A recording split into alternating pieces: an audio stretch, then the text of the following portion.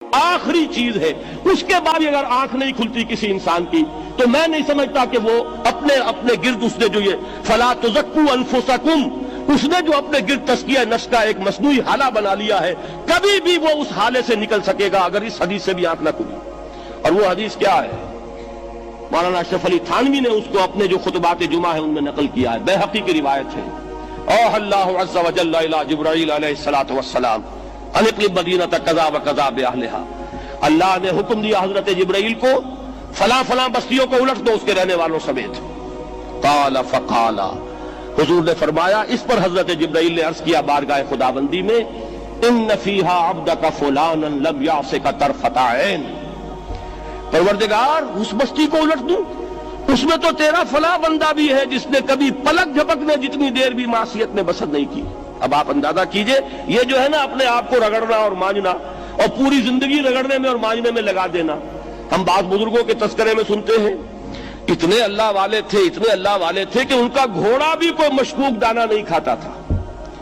اور وہ خود جو ہے وہ انگریز کی عدالت میں بیٹھے ہوئے اور انگریز کی نوکری کر رہے تھے۔ یہ ہے وہ میکروسکوپک اور مائکروسکوپک کا عدم توازن، طاغوت کی چاکری کر رہے ہیں، انگریز کی ملازمت کر رہے ہیں، انگریز کے قانون کی تنفیذ کے اندر اعلی کار بن رہے ہیں، لیکن ذاتی تقوی اور ذاتی نیکی اور ذاتی للہیت جو ہے اس کا معیار یہ ہے کہ ان کا گھوڑا بھی مشکوک چارہ اور مشکوک کھانا نہیں کھا سکتا۔ یہ ہے وہ عدم توازن، اس کو نوٹ کیجئے گا، جس کو کہ اس حدیث میں محمد رسول اللہ صلی اللہ علیہ وسلم نے واضح کر دیا کہ حضرت جبرائیل عرض کرتے ہیں کہ اللہ فلاں بستی کو الٹ دوں، اس میں تو تیرا فلاں بندہ بھی ہے جس نے پلک جھپکنے جتنی دیر بھی معصیت میں بسر نہیں کی۔ ذاتی نیکی کا اب اس سے اونچا کوئی مقام کوئی شخص مجھے اگر بتا سکے تو میں اس کا مرید ہو جاؤں گا۔ اس سے اونچا کوئی مقام ہوگا کہ آنکھ جھپکنے جتنی دیر بھی کسی نے معصیت میں بسر نہیں کی، ذاتی نیکی کی معراج۔ لیکن حکم کیا ہوا بارگاہ خداوندی سے؟ قال فقال، حضور نے فرمایا، اللہ تعالیٰ نے حکم لیا جبرائیل کو، اقلب علیہ وعلیہ، الٹو اس بستی کو، پہلے اس بدبخت پر پھر دوسروں پر۔ کیوں؟ فإن وجهه لم يتمعر في ساعة قط، اس لیے کہ اس کا چہرہ کبھی میری غیرت میں سرخ نہیں ہوا، اس چہرے کا رنگ نہیں بدلا۔ بے غیرت انسان، بدیاں پھیلتی رہیں، میرے دین کو روندا جاتا رہا، میری شریعت کی دھجیاں بگڑتی رہیں، عوامر کا مذاق اڑایا جاتا رہا، نواہی کے لیے دنیا کے اندر جن چیزوں سے میں نے روکا اس کے لیے فلسفے تراشے گئے،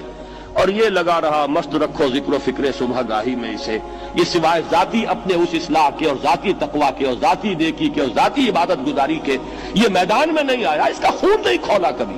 اس کے چہرے کا رنگ متغیر نہیں ہوا، لہذا یہ دوہرا مجرم ہے۔ یہ ہے وہ تصور جو یہاں پر نوٹ کیجئے۔ ہاں، اس کے یہ معنی بھی نہیں ہے کہ نماز بھی نہیں پڑھ رہے، روزہ بھی نہیں رکھ رہے، اقامت دین کے کارکن ہیں، فرض نماز آ گئی ہے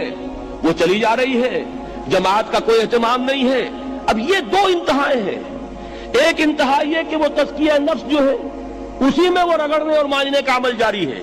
ایک یہ کہ اس کا سرے سے کوئی تعلق ہی نہیں، اپنی ذات سے بحث ہی نہیں۔ وہ کیفیت وہ ہو گئی ہے جو یہود کی آئی ہے قرآن مجید میں کہ تامرون الناس بالبر وتنسون انفسکم وانتم تتلون الکتاب، کیا تم لوگوں کو نیکی کا حکم دیتے اور اپنے آپ کو بھول جاتے ہو؟ یہ دوسری انتہا ہے۔